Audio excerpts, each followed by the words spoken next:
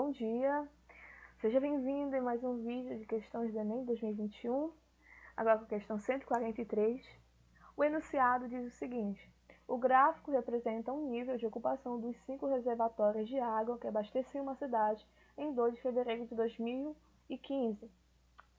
A questão diz o seguinte: nesta data, o reservatório com maior volume de água era o...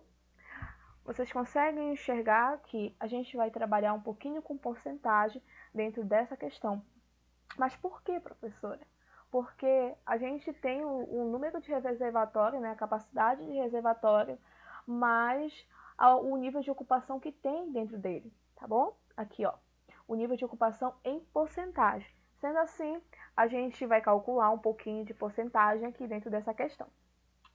E para dar início nisso, como eu falei, para que a gente ache o reservatório com maior volume de água, a gente vai colocar uma expressão matemática, que é o nível de ocupação dividido por 100, né? Porque o nível de ocupação a gente vai transformar em porcentagem para multiplicar pelo nível dos reservatórios, pela capacidade em bilhões de litros, no caso.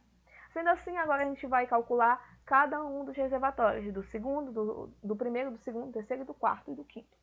Sendo assim, para o primeiro reservatório, né, a gente tem o 20, né, que a gente tem 20, o nível de ocupação aqui pelo gráfico, a gente tem 20 por 100, porque é 20%, né, então vai ser 20 por 100 vezes a capacidade dele. Sendo assim, a gente vai chegar que o número de ocupação o nível de ocupação desse reservatório, em 2 de fevereiro de 2015, é 21 bilhões de litros. Sendo assim, tá bom? Agora a gente vai para o segundo reservatório. E o segundo reservatório é o quê? É, né, 30 por 100 multiplicado por 100, que é o número de capacidade. É bem confuso. Mas assim, a gente tem 30%, né, vezes 100, que é o nível de capacidade do reservatório. Sendo assim, a gente fazendo essa multiplicação, essa divisão em multiplicação, a gente vai ter 30 bilhões de litros. Agora, para o reservatório 3, que a gente tem 50%, vezes 20.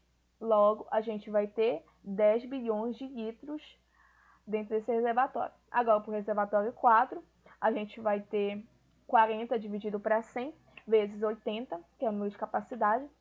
A gente vai ter 30 bilhões de litros.